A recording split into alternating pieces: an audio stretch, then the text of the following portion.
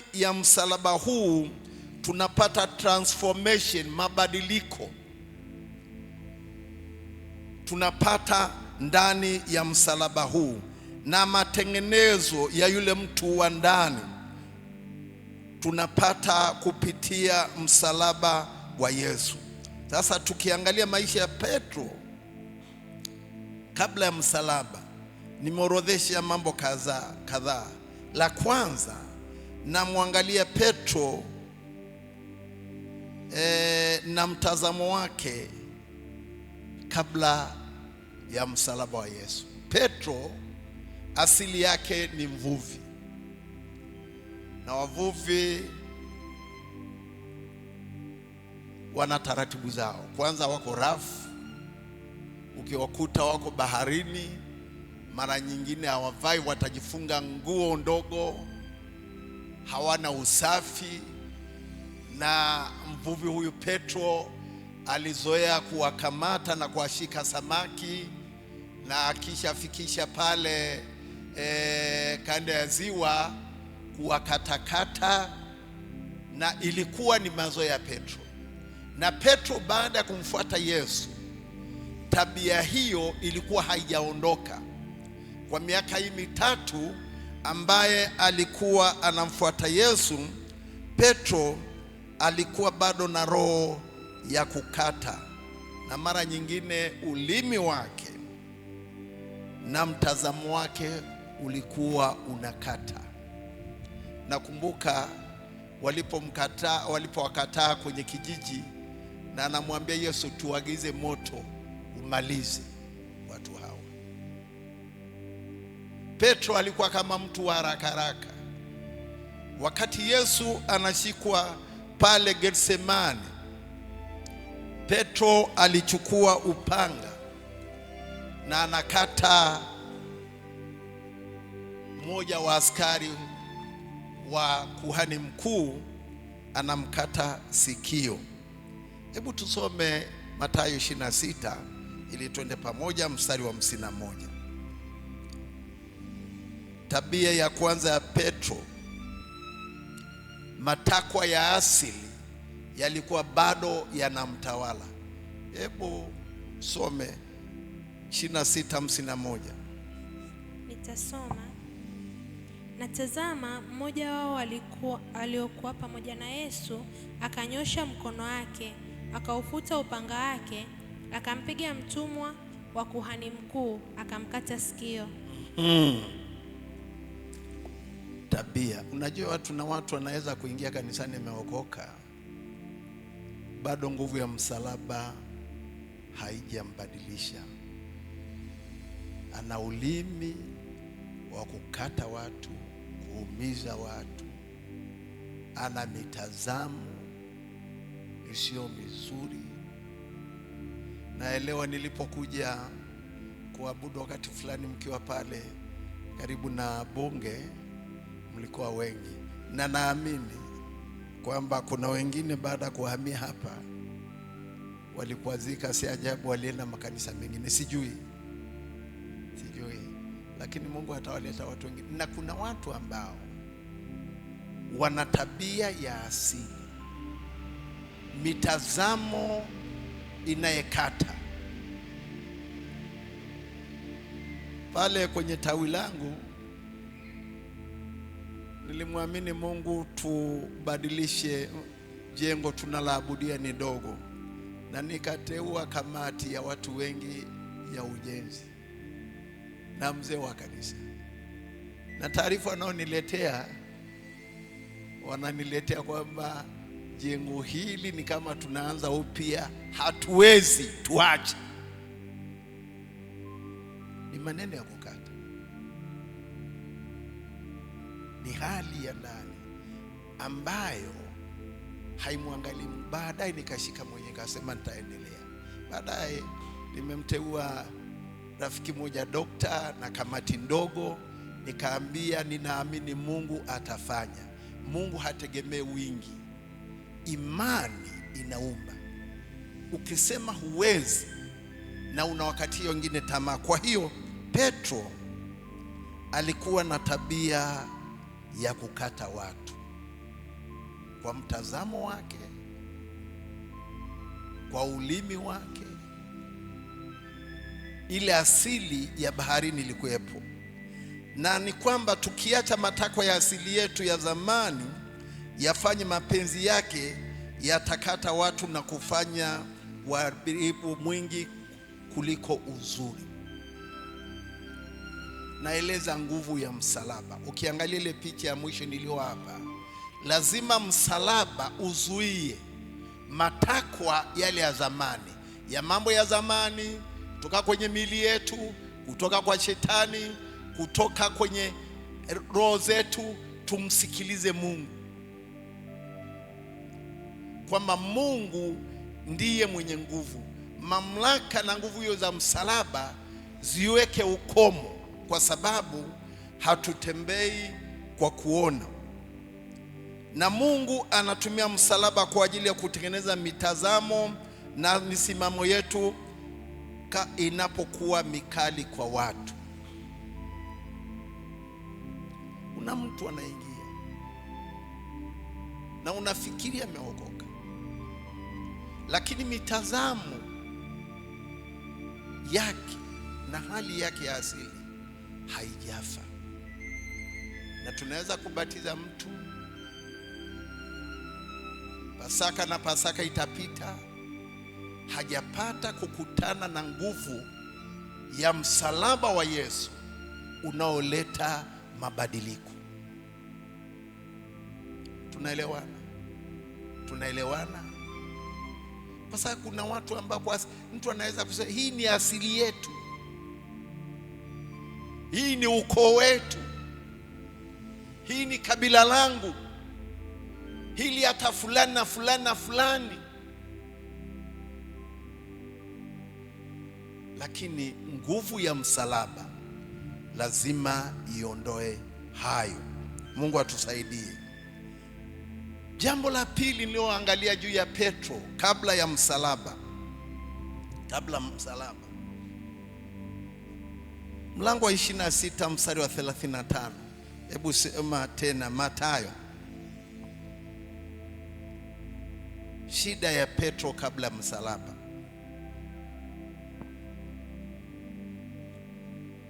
Mathayo 26 pale mstari wa 35, narudi nyuma kidogo. Nitasoma.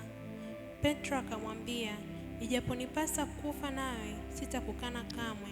Na wanafunzi wote wakasema vivyo hivyo. Nataka tu ile ya Petro, sitakukana kamwe, kwa sababu wale wengine ni kama wanafuata mkumbo. Alafu Marko 14 mstari wa 31, tunamfuatia Petro kabla msalaba. Marko 14:31. Soma. Naye akazidi sana kusema, ijaponipasa kufa nawe, hata hivyo sitakukana kamwe. Mnasikia maneno ya Petro? Anamwambia ijaponipasa kufa nawe sitakukana kamwe. Lakini Petro, Yesu amekamatwa, wanafunzi wametoroka, wale waliosema hatutakuacha, na Petro anamfuata Yesu kwa mbali,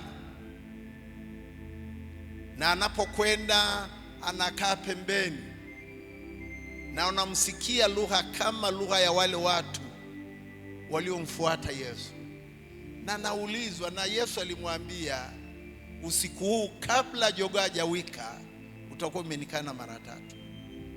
Na Petro pamoja na kusisitiza kwake huko, alimkana Yesu, akasema simjui mtu. Bwana, nasoma, nina kitabu ameandika mwandishi mmoja juu ya kuishi maisha ya Kikristo, na kaeleza katika fungu fulani changamoto za Mkristo katika kuishi ndani ya jamii, kwamba anaweza kuwepo kazini na bosi wake anahitaji aseme uongo ili biashara yake labda TRA wasimdai fedha, kudanganya badala yake. Na yeye ni mtu wa Mungu, ameokoka. Naeleza changamoto ambazo mtu aliokoka anaweza kukutana nazo. Na Petro hapa tunamuona alikuwa na ahadi zisizo na matendo, ahadi hewa. Sijui kwenu hapa, lakini nimekutana mara nyingi, na hata pale kwenye tawi langu tuna michango, na mtu anaahidi nitatoa 200,000, nyingine hata 20,000 tu. Inapita mwaka hajafanya lolote. Ninatoa mifuko 50 ya simenti. Unafuatwa, ahadi hewa. Petro kabla ya msalaba, naeleza nguvu ya msalaba, alikuwa na ahadi hewa. Ijapo wengine wakuache, mimi sitakuacha.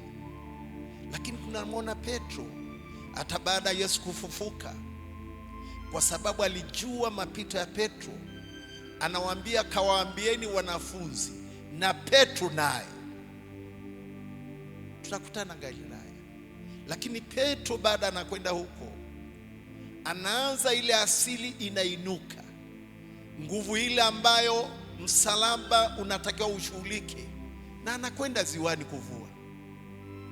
Anakumbuka kazi ya zamani, na Yesu ndio anakuta pale Petro na anamrudisha. Mungu atusaidie.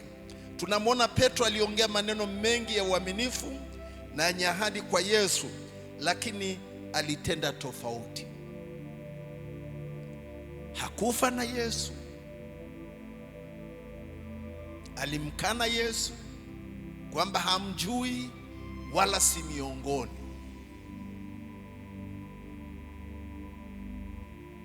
Mungu atusaidie. Petro alisema, ijaponipasa kufa nawe sitakuacha. Lakini maneno yake yalipojaribiwa yalikuwa ni ahadi isiyo na kitu. Mara nyingine maneno yetu yanapimwa.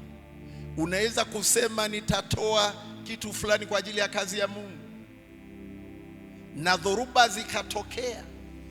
Unapokea mshahara, unapokea fedha, unaona haitoshi kutoa ile ahadi. Pamoja na hiyo, unapojaribiwa tunajikuta tumeshindwa, na hayo msalaba wa Yesu unashughulikia.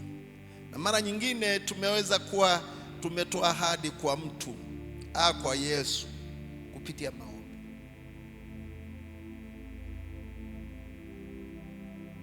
Ukinipa kazi, mshahara wa kwanza nitakupa, na Mungu anakuwa mwaminifu. Ukiniponya, nitafanya hiki. Lakini baada ya kupokea, tunakuwa na ahadi hewa kama Petro. Tunapokumbuka kazi ya msalaba wa Yesu, tunahitajika kurudi pale tuponywe tena, ili baada ya Pasaka hii tutembee tukiwa na uponyaji mpya. Mungu atuponye, tusitoe ahadi hewa. Ahadi hewa. Nakumbuka Chale kabla hajaoa, na alisema sintajenga nyumba mpaka nimenunua kiwanja kwa ajili ya kazi ya Mungu. Na alinunua kiwanja. Baada ile sio zuri, tukauza, tukapata 700,000. Tukanunua karibu na pale pale, tukaongeza 2,500,000. Lakini alishatimiza lile ambalo alimwahidi nani? Mungu, kwamba sitashughulika. Na wakati huo alikuwa hajaoa, mpaka nifanye kwa ajili ya Mungu. Mungu atusaidie kupitia kazi ya msalaba na nguvu ya msalaba. Na adui anasikia maneno yetu. Unajua, alifuatilia maneno ya Yesu na Mungu. Mungu alipokuwa anamwambia Yesu pale Jordan, huyu ni mwanangu mpendwa ninayependezwa naye, msikilizeni yeye. Shetani naye anasikia. Na Yesu anakwenda jangwani. Kesho nitaeleza pale jangwani ndio ligi ilianza ya kombe, ambalo kesho ndio tunasikia ushindi. Bahati nzuri Pasaka hii na Simba wanacheza nayo, tunaombea Mungu ashinde wale wa Afrika Kusini. Na kila timu hoi inajigamba sana. Sijasikia hata timu yetu ya Fountain Gate Babati, nasikia Jumatatu wanacheza na Yanga, na wanasema tumejua udhaifu na nguvu yao, tutachukua pointi 3. Na mimi naomba Mungu sienda kiwanjani, taangalia kwenye TV. Fountain Gate ilikuwa ya pili, ya 3, inaendelea kufika sasa ya 9. Hata ile iliyoko mkiani anasema mtaipiga hii. Liona wale Stand United wanapigwa bao 20. Alafu shida hizi timu, kabla ya mechi kila mmoja anashinda. Baada ya mechi sikiliza, unajua nasema, unajua kwanza tunashukuru Mungu tumetoka wazima salama. La pili, mpira una matokeo 3, kushinda, draw, mbona kabla ya mechi usemi hayo? Lakini mechi ya kesho Yesu anashinda. Sawa? Hakuna matokeo ya aina 3, kuna moja kushinda. Sawa? Ninaitaga hiyo mechi kati ya ufalme wa Mungu na jehanamu, na kombe linaloshindaniwa ni maisha ya mwanadamu. Mnanisikia? Ndio ujumbe wangu kesho. Sasa tuendelee. Kwa hiyo Petro, tunachotakiwa ni kwamba Mungu atusaidie tu na ahadi zenye kutimilizwa, zenye kutekelezeka. Hiyo ndio hali ya 3 ya Petro kabla msalaba. Alikuwa na tatizo kubwa la kutosamehe. Ukisoma, tutasoma Mathayo 18:21. Petro anamwendea Yesu na anamwambia, hivi ndugu yangu anikosea mara ngapi nimsamehe? Nikimsamehe mara 7 sinatosha? Maana yake naonyesha kwamba Petro alikuwa bado na tatizo la kusamehe. Tunaelewana? Tatizo la kusamehe. Kwa sababu asingeuliza swali kama hilo kama hakuwa na tatizo la kutosamehe. Na Yesu anampa jawabu gumu, anasema sikwambii mara 7, ila 7 mara 70. Sasa ukihesabu 7 mara 70 ni ngapi? Unaojua hesabu? Ni ngapi? 490. Hivi kweli kuna mtu ataka kusema mara 490 kwa siku? Petro alikuwa na tatizo hilo, maana asingeuliza. Na leo kanisani, katika makanisa yetu, tuna watu wenye roho hii. Pasaka inakuja inapita, sema Yesu akasema wasamehe. Tunatamka maneno yale 7 Yesu msalabani, hawajui watendalo. Tunanukuu maneno ya Stefano. Lakini tumebeba watu, tunao viongozi ambao wamekuwa waumini wa muda mrefu, lakini wamebeba makosa. Mchungaji, kiongozi wa kanisa, mshirika na watu wengine.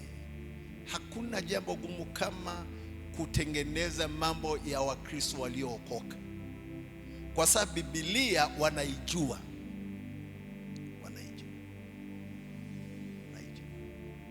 iwe katika ndoa, iwe kati ya mshika na mshika. Na ndugu mwingine anaweza kuhama kanisa kwa sababu ya fulani tu, ya fulani tu. Petro alikuwa na tatizo hilo. Watu wanabeba makosa wenzao, wamebeana matatizo, vinyongo, lawama, kutosamehe ndugu, kutosameheana. Petro alikuwa na tatizo hilo, na Yesu anamwambia njia. Kwa hiyo hii inasababisha kujengeka kwa ngome ya adui katika akili na mioyo ya wale ambao walioshikwa na hali hiyo. Paulo anapoeleza kwa Wakorintho kwamba silaha zetu zina nguvu ya kuvunja ngome, alitumia mtazamo wa kijeshi, kwamba jeshi linakuwa na ngome, na ngome ni eneo linalolindwa. Na maharamia wakati wa Paulo walikuwa na kama eneo fulani kuteka meli, na kule ni ngome ya maharamia kuhakikisha wanateka meli, wanachukua mali na mizigo, na wanaweza kuumiza watu. Na tunaposhindwa kujidhabihu chini ya msalaba wa Yesu, adui anajenga ngome kwenye akili zetu na baadaye kwenye mioyo yetu, na ngome hiyo kuna silaha za Mungu tu zinazoweza kuvunja msalaba wa Yesu. Ndio maana Paulo anasema hatupigani kwa jinsi ya kibinadamu, wala silaha zetu sio za kibinadamu, maana zina uwezo katika Mungu kuangusha ngome na kila wazo linalojiinua kinyume na Kristo. Hatuna mahali pengine isipokuwa msalabani. Mungu atusaidie.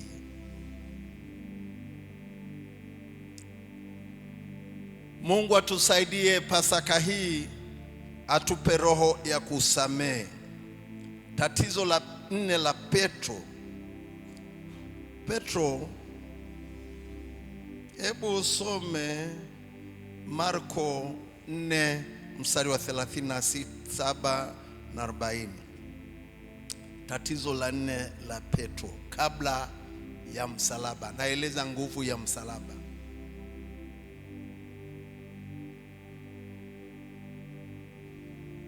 Marko 4:37 mpaka 40. Nitasoma. Ikatokea dhoruba kuu ya upepo, mawimbi yakakipiga chombo hata kikaanza kujaa maji. Naye mwenyewe alikuwapo katika shetri, amelala juu ya mto. Wakamwamsha, wakamwambia, Mwalimu, si kitu kwako kuwa tunaangamia?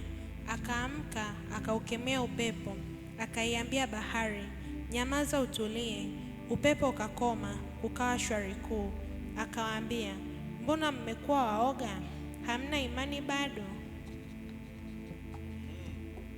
Petro hakuwa na uwezo na nguvu ya kutuliza dhoruba za maisha yake, lakini baada ya msalaba, mnamkuta Petro huyo wako na Yohana, wanamkuta yule mtu kiwete na amekuwa analetwa hapo, na wanamwambia kwa jina la Yesu tulicho nacho ndio tukupacho. Maana yake kuna kitu cha zaidi Petro alichopokea. Mnamkuta Petro baada ya msalaba anashikwa kwa sababu ya kuzuia injili na kazi ya msalaba, na Petro anasema hatuwezi kunyamaza, hatuwezi kuacha kunena maneno ambayo sisi wenyewe tumeona ni mashahidi. Petro ambayo jana alimkana Yesu, lakini leo amepokea ujasiri gani? Na wale maadui wanajiuliza, hawa watu wamepata wapi elimu? Wakaambiana walikuwa na yule mtu aitwaye Yesu.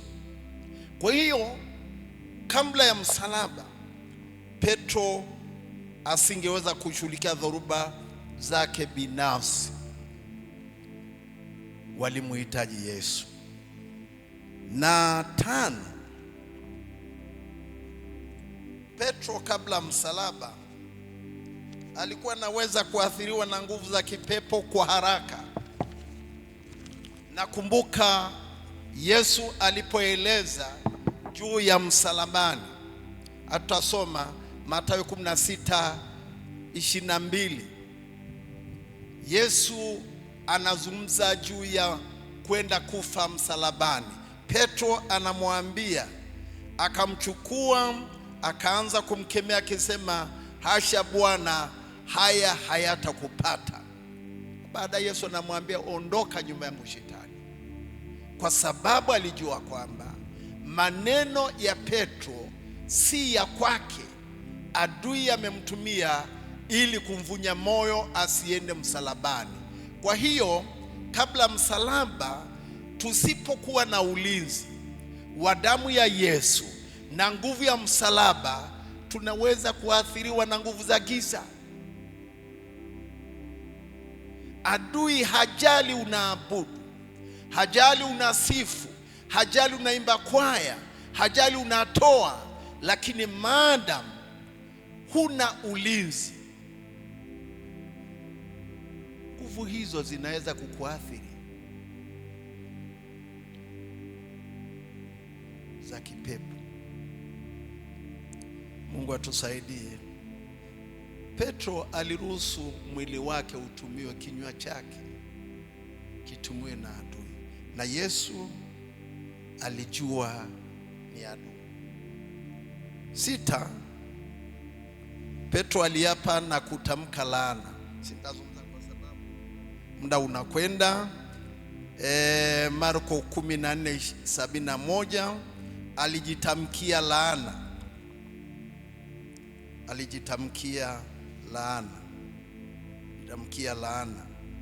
na tunamwona Petro wakati sasa Yesu amekamatwa na Petro yuko nje, na Petro amemkana Yesu, na wakati ule alisema, ijapo wote wakuache, mimi sintakukana tena. Akarudia na anaapa kujitamkia laana. Na Yesu alipomwona Petro na jogoo kuwika, ndipo Petro akakumbuka, ndio akaanza kulia. Lakini kilio cha Petro ni tofauti na ya cha Yuda. Yuda anajuta alipomsaliti Yesu. Hakujua matokeo kwamba yanampeleka msalabani. Alifikiri atamshika tu, tamteso, atamwachia. Na alipoona matokeo ya usaliti wake alijua. Petro kilio chake ni cha toba, na Mungu alimsikia. Petro baada ya msalaba, maisha ya Petro. Marko 16:6 mpaka 7 unasema, naye akawaambia, msistaajabu, mnamtafuta Yesu Mnazareti aliyesulubiwa. Amefufuka, hayuko hapa, patazameni mahali walipomweka. Mstari wa 7, lakini nendeni zenu mkawaambie wanafunzi wake na Petro ya kwamba awatangulia kwenda Galilaya, huko mtamwona kama alivyowaambia. Kwa nini Petro anatajwa kipeke yake? Yesu alijua kwamba Petro ameshakata tamaa. Naona alimkana Yesu, jua udhaifu wake, akaona sasa sina changu, sina uhusiano. Kwa hiyo Yesu alitoa mwaliko maalum kwa mtu huyu ambaye binafsi anajiona kwamba asingeweza kufaa. Mungu atusaidie.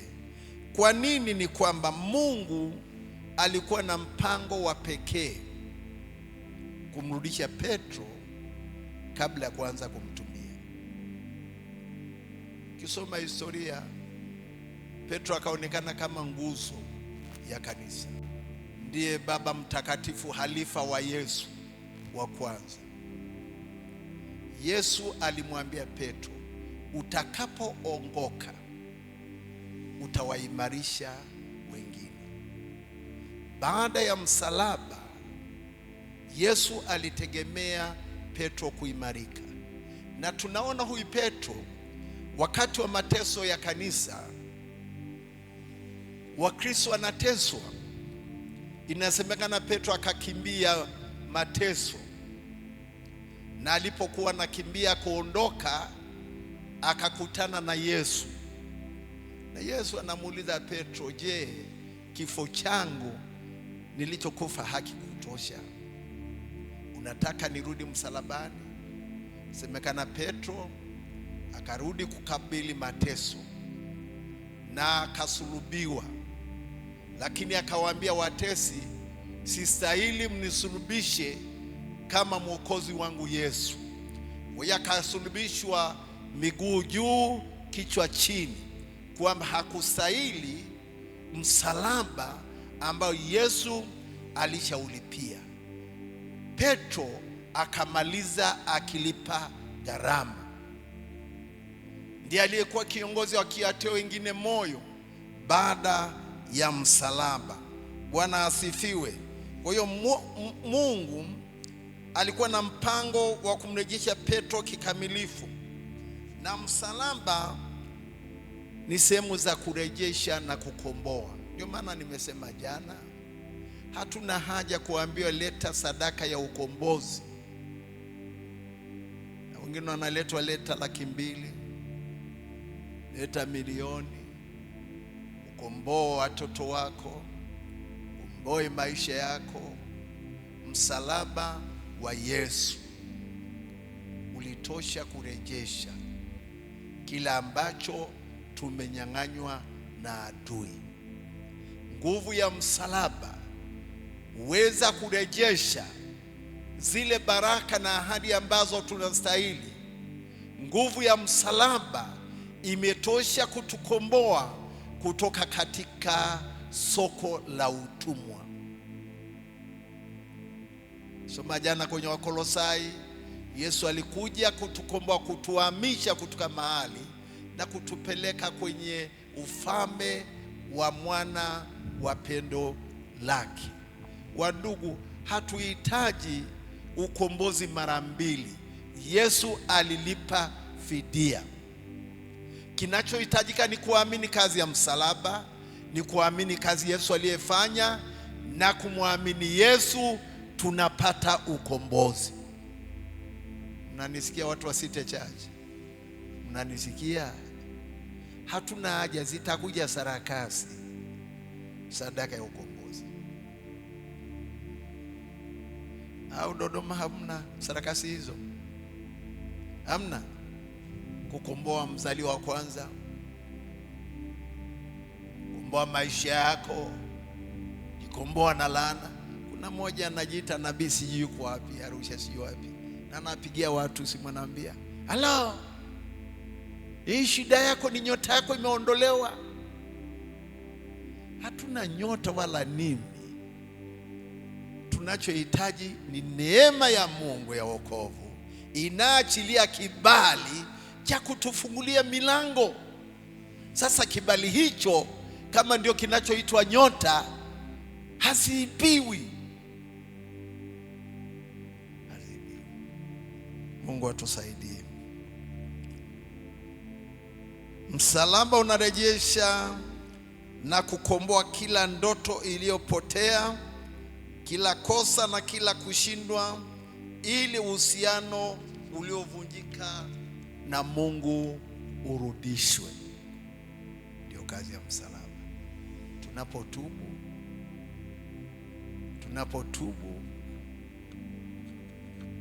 kazi ya msalaba inafanya kazi hiyo. Sawa ndugu? Muda utatosha, nisingeongelea mengi, lakini niseme hivi, kuna mambo ya mwisho nitataka kusema, kwamba matokeo ya msalaba, Petro aliporudishwa, tunamwona alifanya kazi kubwa sana. Sawa? Ile nguvu ya msalaba, na kanisa walipoiamini. Unajua tunaweza kuwa na nguvu lakini usijue kama una nini, una nguvu, sivyo? Unaweza usijiamini kwamba una nguvu fulani, una uwezo fulani, na uwezo huo huwa natoa mamlaka. Askari traffic wanaendesha gari, naweza kukuta binti moja amevaa tu uniform za traffic, nikiona ule mkono tena azungumzi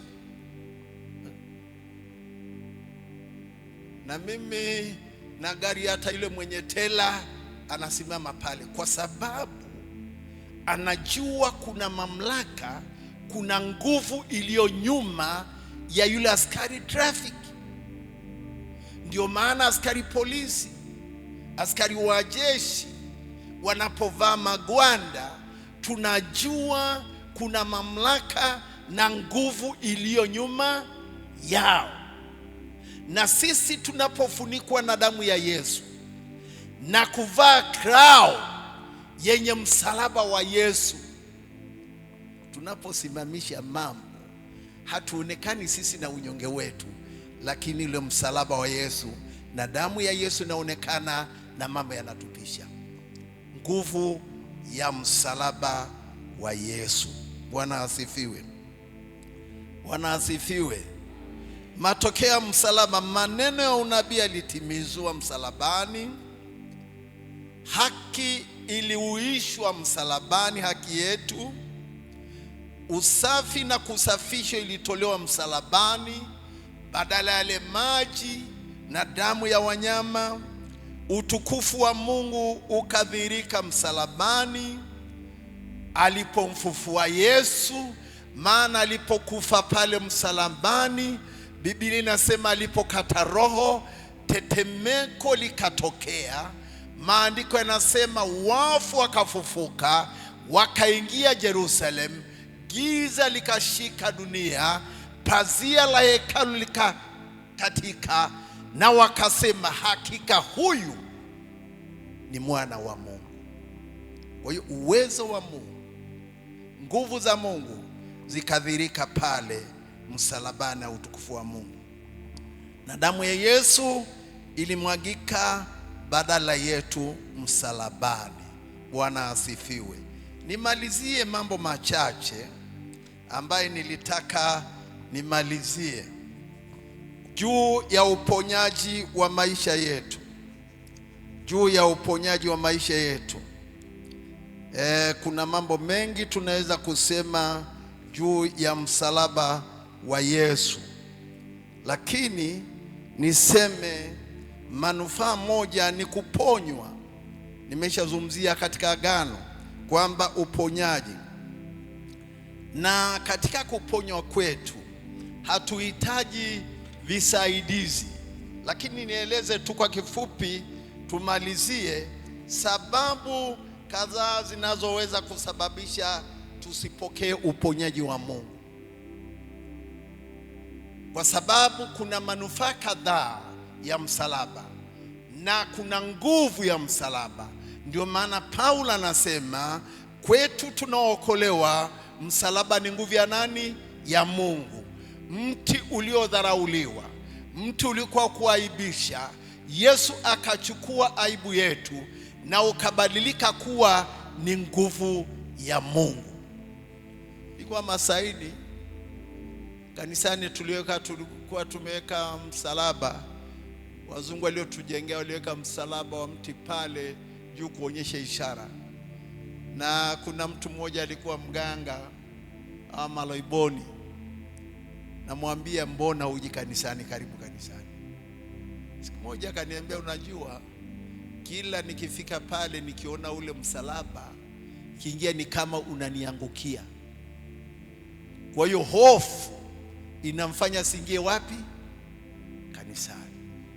Wengine wanajua nguvu ya msalaba, na tusivae kwa kuchezea. Nakuta hata maaskofu wengine wanaweza kuvaa. Nashukuru FPCT imetoka huru, tusiwe kwenye shida hiyo, misalaba mikubwa.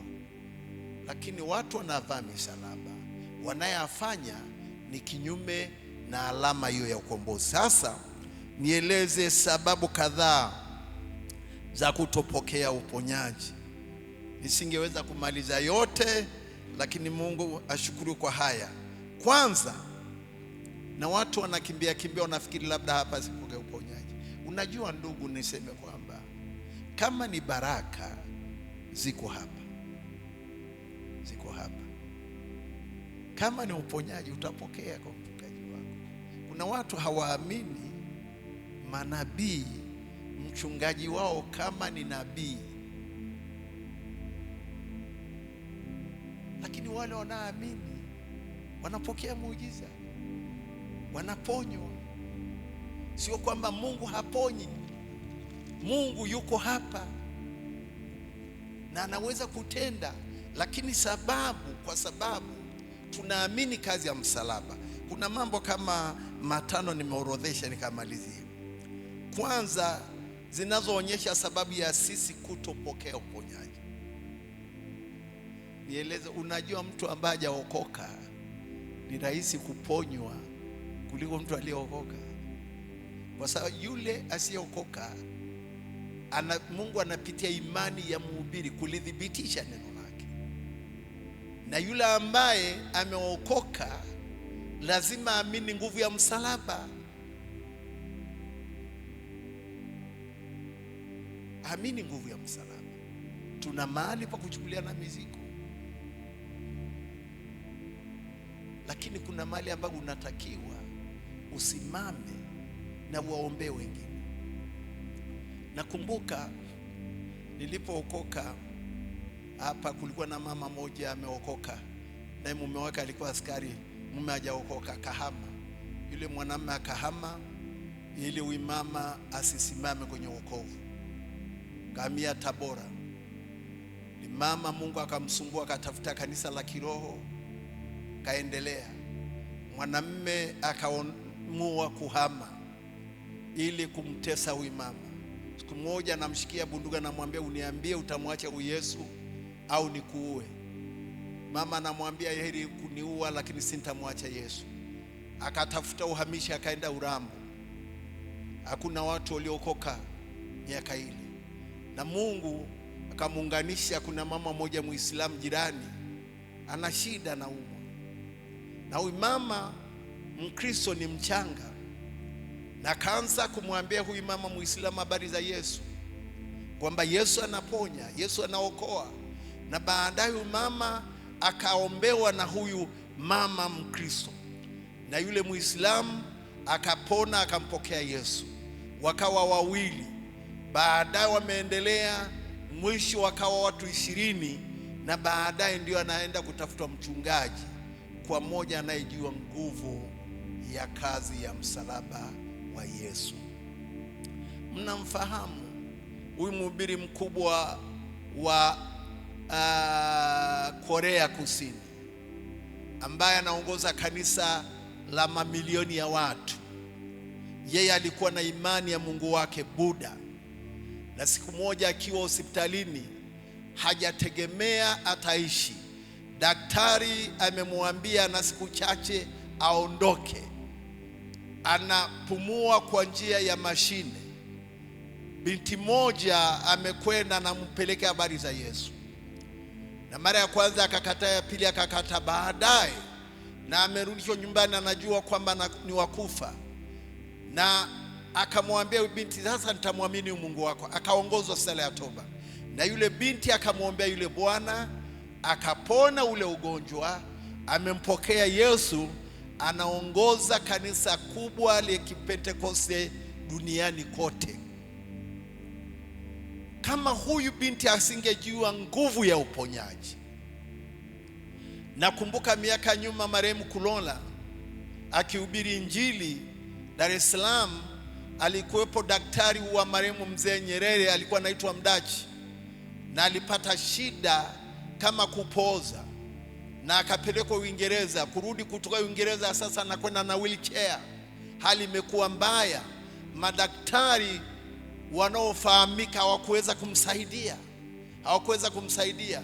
Na baadaye binti yake amehudhuria kwenye mkutano, Alipohudhuria kwenye mkutano, anamwambia mama, kuna injili na hubiriwa na nimeona watu wanapona. Na akamwambia kwa akili za kidaktari na sayansi hakiwezekani.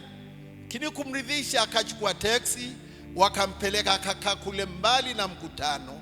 Na baada ya mtumishi wa Mungu, hakukuwepo na hizi sarakasi. Anaambia mtu, weka mikono mahali panapokuuma, na mtumishi wa Mungu anaomba, imani inamfikia yule mtu. Sio sarakasi za chumvi na maigizo. Na yule mtu alipomaliza kuomba, akasema inuka. Na yule binti anamuinua babake, amekaa pale, anamwambia simama. Baba anaumia, anasema siwezi. Alipomsimamisha analia, ndio uponyaji umetokea. Watu wanaona mtu anatoka huko, wanashangilia, mkutano umevurugika, mhubiri hajui kinachoendelea, mtu amefika aliyeponywa na Yesu. Nimeona watu wengi ambao Yesu aliwaponya bila sarakasi hizi. Mama moja Tabora amekaa miaka kitandani, kupitia mikutano ya injili Yesu akamponya. Nakumbuka binti moja tunaletewa, KCMC wamemshindwa, ni kama ameparalyze mwili mzima, na tukaletewa, tukafanya maombi wiki 2, Mungu akamponya. Na baada ya wazazi wake, baba yake alikuwa ni mkuu wa askofu wa Kikatoliki jimbo la Moshi, na tunakwenda nataka tuabudu. Tulimwambia sio sisi, ila ni Yesu anaponya. Nguvu hizo hata leo zipo, zinaweza kuwepo kwa mtu yoyote. Ndio maana alisema ishara hizi zitafuatana na hao waaminio. Sio lazima uwe pasta, sio lazima uwe umechukua theolojia, sio lazima uwe na hali fulani, maadamu unajua siri ya nguvu ya msalaba wa Yesu na uko chini ya nguvu hizo, Mungu atakutumia. Bwana asifiwe. Sasa kwa nini hatuzioni, hatufanye? Ya kwanza, inatokana na kutokuwa na imani ya kupokea uponyaji kutoka kwa Mungu. Yakobo 5 mstari wa 15. Ya pili, inatokana na dhambi isiyotubiwa, maana dhambi inakuwa kikwazo kwa neema ya Mungu. Yakobo 5 mstari wa 16. Tunapokimbia huku na huku, tunafikiri tunapokea uponyaji wa Mungu. 3, ni kwa kuendelea kusambaa kwa mafarakano, dhambi na kutokuamini kwa waamini ndani ya mwili wa Kristo na katika familia. Wakorintho wa kwanza mlango wa 11 mstari wa 30 mpaka 31. Na jambo la 4 ni kutokana na baadhi ya watu kuwa na dhana ya kwamba Mungu huponya pale pale kila mara, na wanapokosa kupokea uponyaji mara huacha kuomba.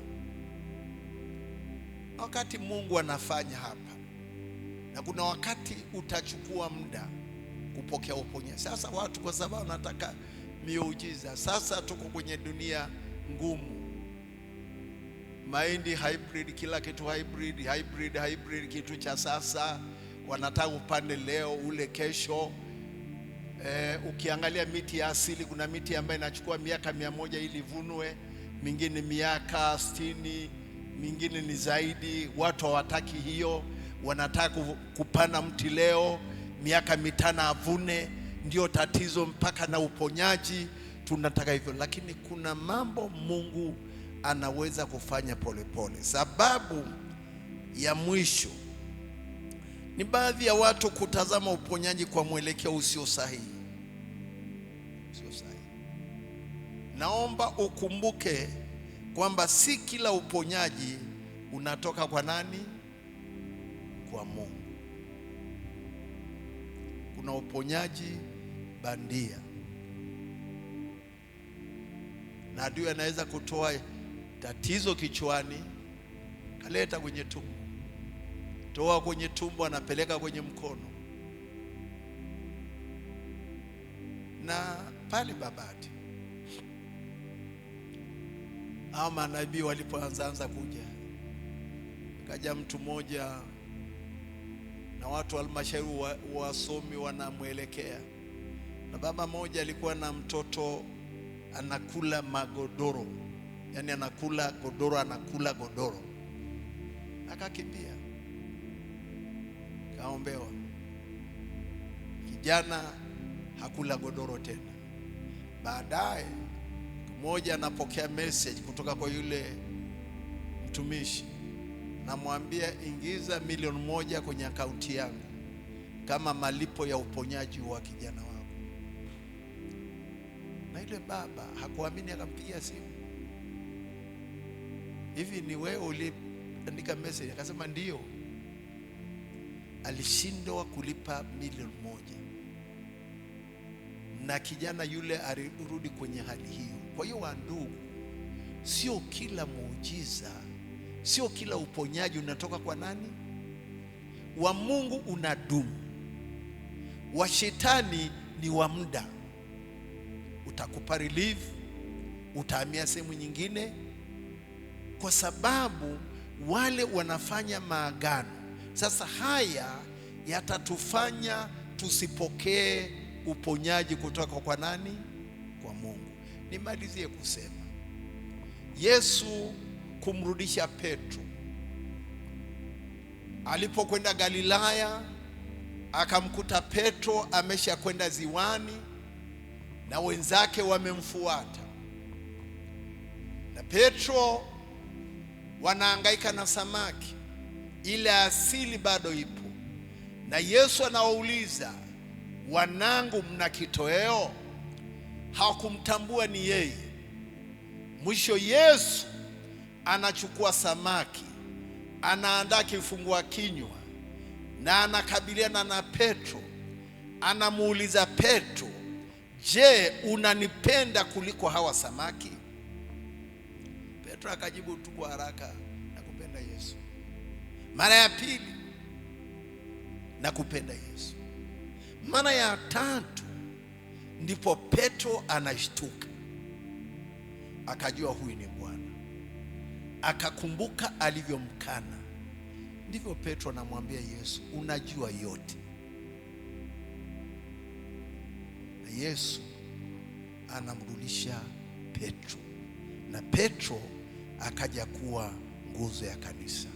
Wandugu, tunapokumbuka mateso na kifo na kufufuka kwa Kristo Yesu, ule mkono wake uliopigwa misumari, ule upendo wake uturudishe. Kwa nasoma jana usiku Samuel wa pili, wakati Daudi anafukuzwa na Sauli na amekuwa nchi ya Wafilisti, na Wafilisti wamekwenda kupigana na Israeli, na baadaye Sauli akauawa na watoto wake na Jonathan, na Daudi anapata habari zake akiwa kwenye nchi ya ukimbizi. Hajashangilia, anaomboleza kifo cha Sauli. Na mstari mmoja ulionishika moyo wangu, anasema, Jonathan, upendo wako kwangu ni wa ajabu, unazidi upendo wa mwanamke. Anaona Jonathan ameanguka, amekufa. Nikamfananisha Daudi kwa mtazamo wake na Jonathan na Yesu ambaye alitoa maisha yake pale msalabani, kwamba alikufa ili mimi nisife tena. Alikufa kauchukua umaskini wangu, akafanyika maskini kwa ajili yangu, ili kwa ajili ya utajiri wake mimi niwe tajiri. Akanikomboa, akanileta tena kwa Baba Mungu kama mwanampotevu aliyerudi. Amesema, nimeteseka, nirudi kwa baba yangu, haidhuru niwe mtumishi tu. Lakini baba alipomuona, hakujali kwamba amepoteza vingi, Hakujali kwamba ameteseka muda mrefu, hakujali kwamba hakumsikia mwanzoni. Na yule mtoto anakuja anasema, ninaanguka mbele zako, nimetubu, nimefanya makosa mbele zako na mbele za Mungu, sistahili kuwa mtoto wako. Lakini upendo wa yule baba, anasema leteni vazi, leteni pete, akamvisha mavazi mema. Upendo wa Yesu kwako ni mkubwa sana. Haujalishi watu wanakutazamaje, haijalishi mama yanakwendaje, msalaba wa Yesu ukurudishe tena.